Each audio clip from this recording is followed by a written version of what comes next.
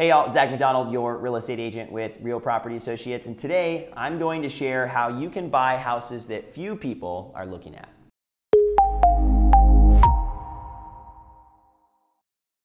Some of you may have heard about off-market opportunities. That's a real old school way for agents to position themselves as a valuable asset. I'm going to give you on and off-market opportunities. And to be honest, there are very few off-market opportunities. Yes, there are some, and if you followed this channel for a while, you would have seen videos where I talk about that and how we can bring those to clients. But the majority of homes are going to list, and the off-market opportunities are few and far between. With that being said, I think there's a very obvious and also often overlooked way that buyers can essentially get themselves an off-market opportunity without the house being off-market. And let me explain.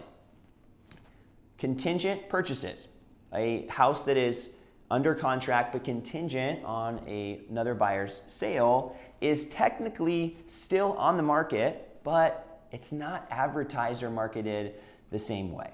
So what happens is if you're a seller and you've had your house on the market for 3, 4, 5 weeks, maybe you've done a price reduction, it's been sitting for a little bit, you might be open to a buyer who's not less qualified, but maybe less able to make the purchase. And what that could mean is maybe the buyer has another property or a mortgage and they're not either able to make a purchase without selling the other house, or maybe they just don't want to. But either way, that gives that buyer an opportunity to list their house and sell their house before the purchase closes. Now, a few reasons that's not extremely ideal is, number one, you have this uncertainty as a seller. You don't know if that house is going to sell.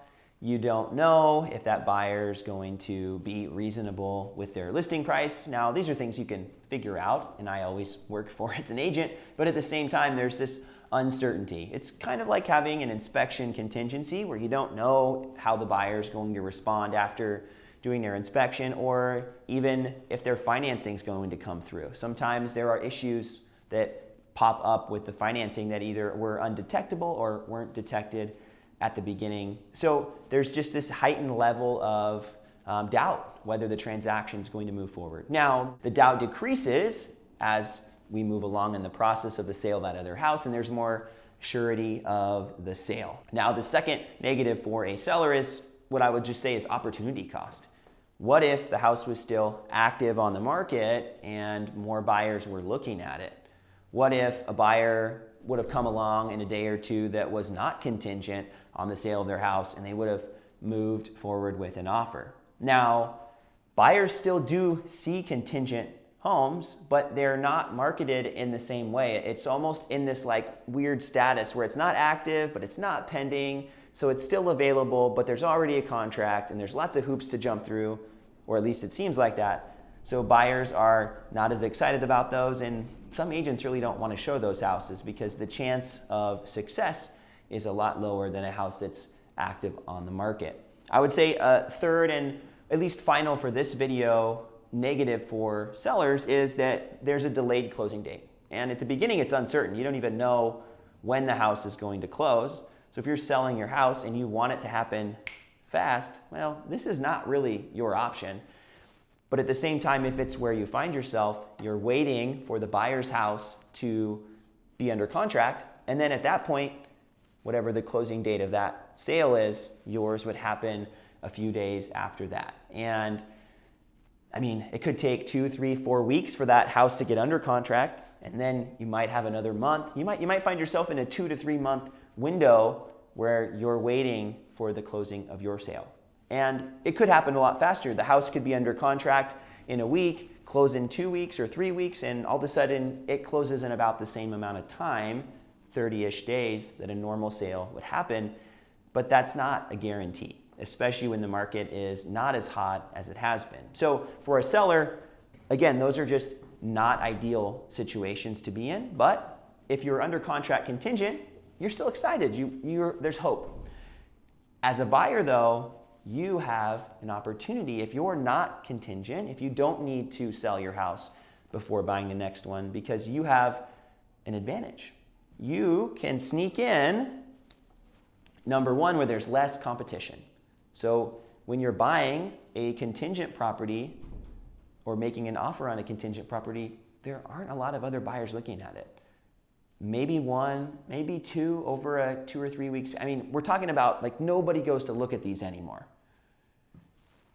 But you can make an offer on a contingent property and essentially bump the other buyer out. Now that buyer has an opportunity to either waive that contingency, which they usually don't unless they don't really need it, because it puts their earnest money or good faith deposit at risk.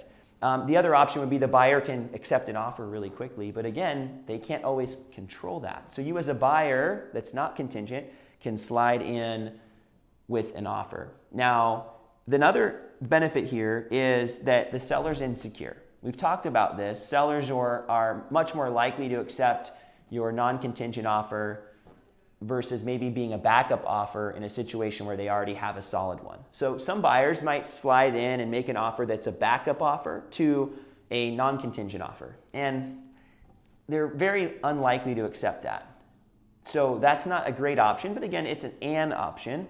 But in this case, the seller has a little bit more doubt whether this contingent purchase is going to close. And so because they have the ability to accept your offer and they also have the insecurity, they're more likely to do so.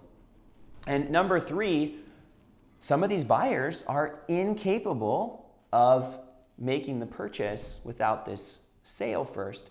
And if they're put under pressure and they have, let's say they have 5 days, which is the standard allowed amount of time to get their house under contract after your offer is made or waive the contingency. If they're put in that type of situation and are either unable to perform or don't want to in that case, then if they don't remove that contingency, all of a sudden your offer is the number one offer.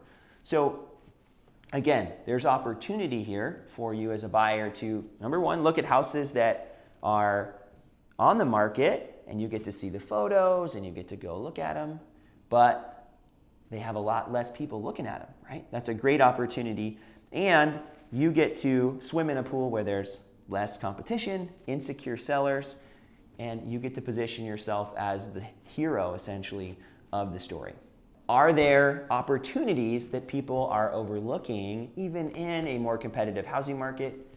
Most certainly. And as things have slowed down a little bit here in the Seattle area, there are even more of these contingent opportunities. Even right now, as I record this video, there were 56 houses that were listed as contingent right now in King and Snohomish County. And all of those houses, theoretically, are opportunities for a buyer to take a look at them and make an offer if they're not contingent on a home sale. So if you have questions about this, feel free to reach out to me directly or we can chat in the comments. I hope that this video brought some value to you. So please give it a thumbs up and or subscribe to the channel.